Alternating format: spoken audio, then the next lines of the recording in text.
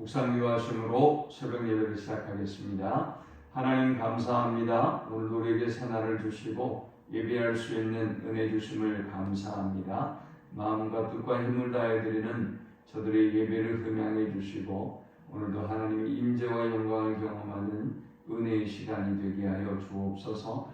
오늘도 우리의 모든 인생의 짐과 문제들은 온전히 주께 맡겨드리오니 주님이 담당해 주시고 세상에 줄 수 없는 참된 평강과 안식을 주시며 우리가 생각하는 것과 구하는 것보다 더욱더 넘치도록 응답하시고 역사하여 주옵소서. 험악한 세상 가운데서 주님이 우리의 목자가 되어 주셔서 우리를 위해서 일하시고 또 행하시는 놀라운 사랑과 구원의 손길을 경험하는 하루가 되게 하여 주옵소서. 예수님의 이름으로 기도합니다. 아멘. 찬송 380장 드리겠습니다. 나의 생명 되신 주 주님 앞에 나아갑니다. 주의 흘린 보혈로 정케하사 받아 주소서. 날마다 주를 찬송하겠네. 주의 사랑 줄로서 나를 굳게 잡아 매소서.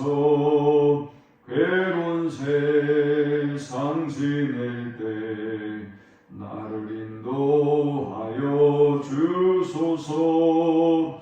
주를 믿고 나가면 나의 길을 잊지 않겠네. 날마다 주를 찬송하겠네. 주의 사랑 줄로서 나를 굳게 잡아 매소서. 세상 살아갈 때에 주를 더욱 사랑합니다. 밝고 빛난 천국에 나의 영혼 들어가겠네. 날마다 주를 찬송하겠네. 주의 사랑 줄로서 나를 굳게 잡아 매소서. 아멘. 오늘 이 시간에 주시는 살아계신 하나님의 말씀은 구약성경 욥기 22장 1절에서 20절의 말씀입니다. 대만 사람 엘리바스가 대답하이르되 사람이 어찌 하나님께 유익하게 하겠느냐? 지혜로운 자도 자기에게 유익할 따름이니라. 내가 의로운들 전능자에게 무슨 기쁨이 있겠으며 내 행위가 온전한들 그에게 무슨 이익이 되겠느냐? 하나님이 너를 책망하시며 너를 신문하심이 너의 경건함 때문이냐? 내 악이 크지 아니하냐? 내 죄악이 끝이 없느니라. 까닭 없이 형제를 볼모로 잡으며 헐벗은 자의 의복을 벗기며 목마른 자에게 물을 마시게 하지 아니하며 줄인 자에게 음식을 주지 아니하였구나. 권세 있는 자는 토지를 얻고 존귀한 자는 거기에서 사는구나. 너는 과부를 빈손으로 돌려보내며 고아의 발을 꺾는구나. 그러므로 올무들이 너를 둘러있고 두려움이 갑자기 너를 엄습하며 어둠이 너로 하여금 보지 못하게 하고 홍수가 너를 덮느니라. 하나님은 높은 하늘에 계시지 아니하냐? 보라, 우두머리 별이 얼마나 높은가. 그러나 내 말은 하나님이 무엇을 하시며 흑암 중에서 어찌 심판하실 수 있으랴. 빽빽한 구름이 그를 가린즉 그가 보지 못하시고 둥근 하늘을 거니실 뿐이라 하는구나. 내가 악인이 밟던 옛적 길을 지키려느냐? 그들은 때가 이르기 전에 끊겨버렸고 그들의 터는 강물로 말미암아 함몰되었느니라. 그들이 하나님께 말하기를 우리를 떠나소서 하며 또 말하기를 전능자가 우리를 위하여 무엇을 하실 수 있으랴 하였으나 하나님이 좋은 것으로 그들의 집에 세우셨느니라. 악인의 계획은 나에게서 무엇이라. 의인은 보고 기뻐하고 죄 없는 자는 그들을 비웃기를 우리의 원수가 망하였고 그들의 남은 것을 불이 삼켰느니라 하리라. 아멘. 욥은 지금까지 자신의 고난에도 불구하고 자신은 무죄하며 이 모든 고난은 하나님께서 자기에게 주신 것이다. 도무지 이유와 영문은 모르겠지만 이 모든 고난과 고통은 하나님께로부터 비롯된 것이라고 줄기차게 주장하고 있습니다. 이에 엘리바스는 오늘 욥의 죄인데 욥의 죄에 대해서 논하고 욥이 속히 자기의 죄를 인정하고 얼른 회개하고 돌아오기를 원하는 마음으로 조언합니다. 그런데 오늘 엘리바스의 조언을 보면 여러 가지 한계와 문제점을 보게 됩니다. 우리가 살아가다 보면 이런 경우를 수없이 만나요. 우리가 다른 사람에게 조언을 하기 위해서도 그러지만 다른 사람의 어떤 잘못에 대해서 이야기할 때도 우리는 엘리바스와 같은 오류를 범할 때가 많이 있어요. 혹은 여러분들이 여러분의 주장의 근거를 확실하게 하기 위해서 자꾸만 이렇게 논거들, 증거들을 드는데 그 증거들이 빈약해서 다른 사람을 무고하게 아픔을 당하게 하거나 무고하게 어떤 죄를 더 씌우는 그런 오류를 범할 때가 많이 있어요. 그래서 오늘 우리는 이 본문을 통해서 주시는 하나님의 음성에 귀 기울여야 합니다. 법에는 무죄 추정의 원칙이라는 것이 있습니다. 이것은 프랑스 인권선언에서 비롯된 것인데요. 무죄 추정의 원칙은 무엇인가 하면 그 사람이 피고인이든 피의자든 그 사람이 죄인이라고 확정되기 전까지는 그 사람은 무죄하다는 것을 전제하고 모든 수사를 해야 한다는 것입니다. 그러니까 어떤 사람이 이제 도둑을 당했어요. 도둑을 맞았어요. 집에서 뭔가를 훔쳐갔는데 주변에서 도둑이야 라고 막 쫓아나와서 이 도둑을 잡으려고 했는데 어떤 사람이 그 집에서 없어진 물건을 들고 있다고 쳐봅시다. 그러면 이 사람이 도둑이네 라고 그 사람을 마치 죄인 취급해서 형을 받게 하도록 하면 되느냐? 안 된다는 거죠. 이건 굉장히 위험한 일이죠. 왜입니까? 아니 진짜 도둑이 그 집에 들어와서 그 물건을 훔쳐가다가 생각해보고 혹은 경찰이 출동하거나 혹은 도둑이야 라는 소리를 듣고 그걸 던져버리고 도망갔어요. 그런데 지나가던 한 사람이 이 사람 왜 이걸 여기다 놓고 가지? 이걸 어떻게 주인을 찾아주지? 라고 들고 서 있다고 쳐봅시다. 그래서 그 사람이 도둑이 된다면 이건 불합리한 일이죠.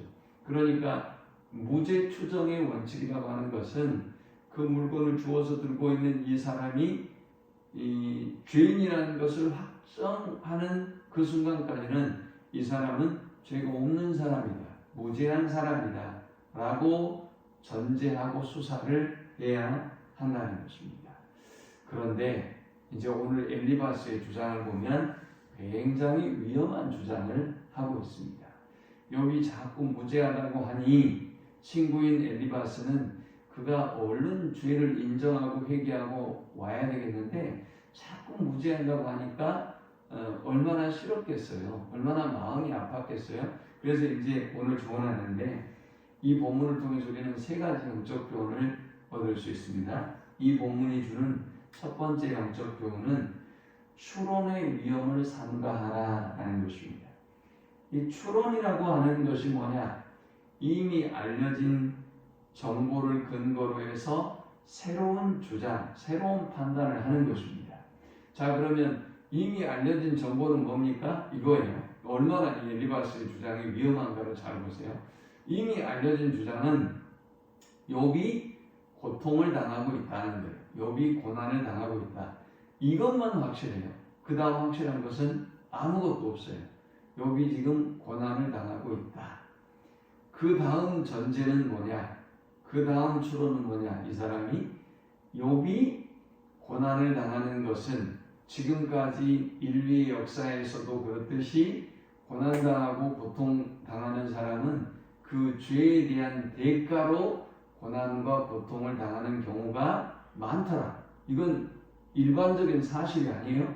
대부분 우리가 통계를 보니까 이런 자신들의 생각 속에 역사 속에서 이 분명히 하나님의 진노를 사고 어떤 고난과 어려움을 겪는 사람은 그 사람이 죄 때문이다 라는 추론을 한 거예요. 이건 맞지 않는 얘기예요. 이건 굉장히 위험한 일이에요. 그런데 여기에다가 또 한 번의 추론을 합니다. 추론이라고 하는 단어가 영어로 뭔가 하면 점프 오브 로직이에요. 점프 오브 로직이 뭐냐? 논리에서 점프를 해버린다는 거예요. 그러니까 논리적인 주장이라는 것은 한 계단 한 계단 한 계단 한 계단 가야 되는데 이건 점프를 해버려요. 지금 엘리바스는 욥의 죄를 증거해야 되고 고발해야 되고 욥을 깨닫도록 설득하려면 설득력 있게 욥이 무슨 죄를 범했는지를 설명해야 되지 않겠습니까? 점프해버려요. 욥이 고통당하고 있다. 그러므로 욥은 죄인이다. 이것은 욥의 죄 때문이다. 고로 욥은 죄인이다. 이렇게 나가버리고 있는 거죠. 여러분, 우리는 다른 사람의 죄에 대해서 정죄하고 심판하고 판단할 만한 그런 존재도 아니지만 또 한 가지 우리가 기억해야 될 것은 논리적인 비약을 하는 것, 이렇게 추론을 하는 것은 매우 위험한 일이라는 것을 알고 우리가 삼가야 해요.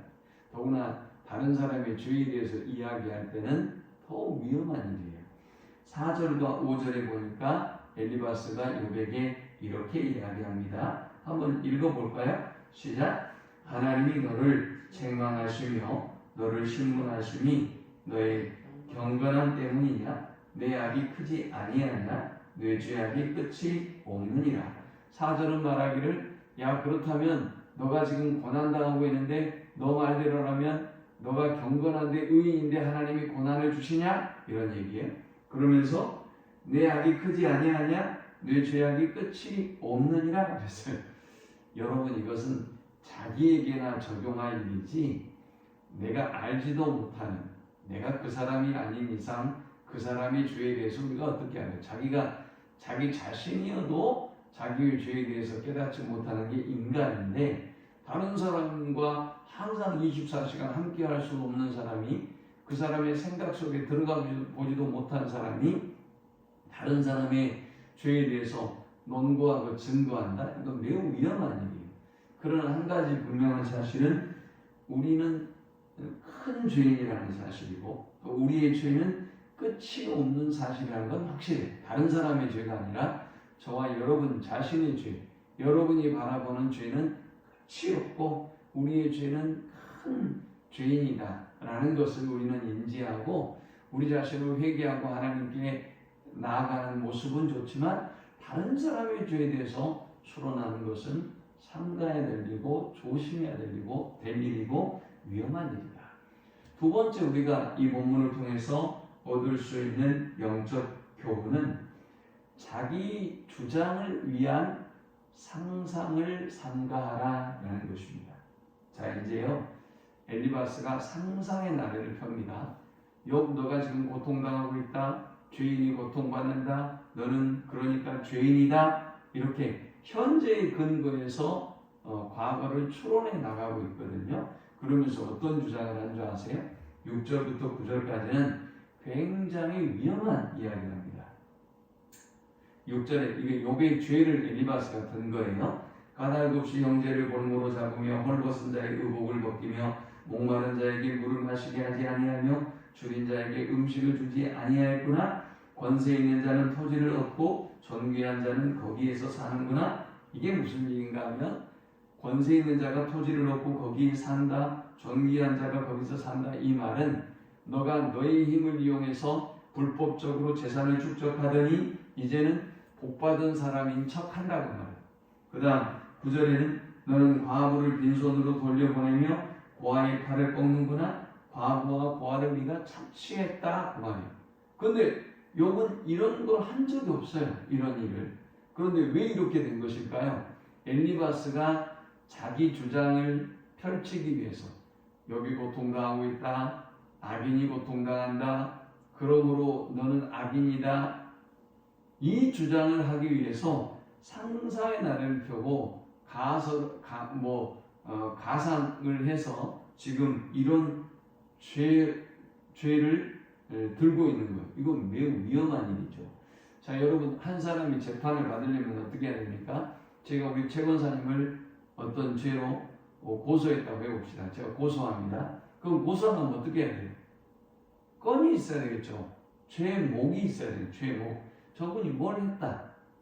우리 권사님이 도둑질을 했다. 그러면 저분이 절도를 했습니다. 하고 죄목을 써요. 그 다음 죄목을 썼다면 거기에 해당하는 구체적인 내용을 써야 돼요. 그 구체적인 내용이 뭡니까? 몇 월 며칠 며칠에 이 사람이 이렇게 해서 내가 목격했고 CCTV에 찍혀있고 어떻게 했고 팔아먹었고 이런 내용을 구체적으로 들어야 엘리바스의 주장이 맞다는 것을 설명해내야 죄인이 되는 거죠. 그런데 상상의 나를 펴서 너는 죄인인 것 같다. 너는 죄인인 것 같은데 너의 죄는 이럴 것 같다. 상상의 나를 펴서 욥을 죄인을 만들어버리는 것입니다. 이건 매우 위험한 일이죠. 더구나 다른 사람의 죄에 대해서 아까 세상의 복도 프랑스 인권 선언에 의해서 세상의 복도 이 사람의 죄목이 구체적인 증거를 들어서 무죄 추정의 원칙으로 갔다가 구체적인 어떤 증거가 나와서 이 사람이 죄인이다라는 게 확정되기 전까지는 무죄라는 것을 원칙으로 하고 우리가 수사를 하도록 만든 게 세상의 법인데 하물며 하나님의 법을 집행하고 하나님의 법을 이야기하는 사람들이 함부로 추론하고 상상의 나래를 펴고 우리가 심판하고 정죄하려고 한다? 이건 무서운 죄죠. 제가 만일 아무 죄도 없는 우리 최종화 권사님을 가서 고발하고 이렇게 죄목을 쓰고 그리고 그 사건에 대한 구체적인 기록을 제가 만들어 조작해서 냈다? 이건 죄가 법에서 크게 당하게 되어 있어요. 그렇습니다, 여러분. 우리는 함부로 자기 주장을 위한 상상을 금해야 돼요. 누구를 위해서 이러는 거죠? 이게 욥을 위한 것입니까? 아니면 이것이 하나님을 위한 것입니까? 누구를 위한 거예요? 자기를 위한 것입니까? 욥이 재판을 받고 욥이 죄인이 되는 게 자기한테 무슨 유익이 돼요? 왜 이러는 것입니까?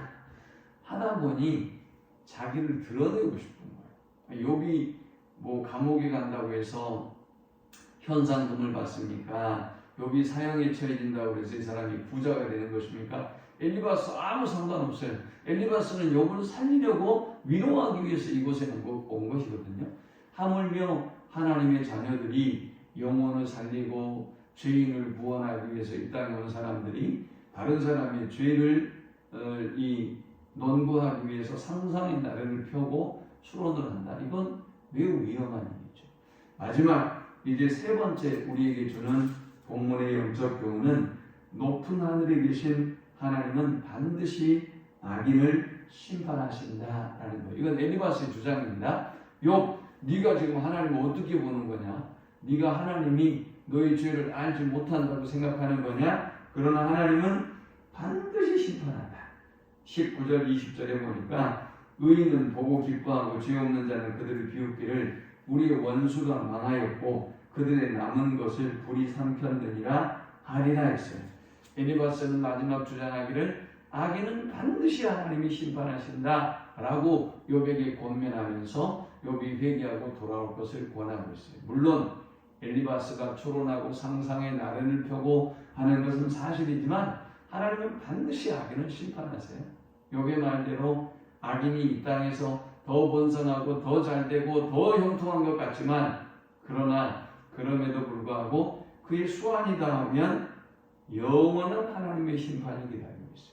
그러므로 우리는 악인의 형통함을 부러워하지 말고 우리 자신이 하나님 앞에 바르게 서는 일에, 우리 자신이 하나님 기뻐하는 삶을 사는 일에 힘써야 할 줄 믿습니다. 하나님 감사합니다. 그냥 말씀을 통해서 은혜 받고 깨닫습니다. 오늘 이 아침에도 우리 자신이 하나님 앞에 얼마나 악한 죄인가를 끊임없이 바라보게 하시고 회개하고 하나님께 더욱더 가까이 나아가는 아침이 되게 하여 주옵소서. 오늘도 하나님 영혼을 사랑하고 영혼을 구하는 일에 힘쓰게 하여 주옵소서. 이웃을 정죄하고 판단하지 않게 하시고 헛된 추론과 또 헛된 논거로 다른 사람을 아프게 하는 일이 없도록 하나님 우리의 생각과 우리의 마음을 지키시고 함께하여 주옵소서. 예수님의 이름으로 기도합니다. 아멘. 지금은 우리 주 예수 그리스도의 크신 은혜와 성부 하나님의 극진한 사랑과 성령의 인도 교통 충만케 하시니 오늘도 우리의 생각도 우리의 입술도 우리의 삶도 영혼을 살리고 생명을 살리는 일을 위하여 쓰임받기를 소망하는 모든 주의 백성들의 머리 위에 지금부터 영원토록 함께 있을지어다. 아멘.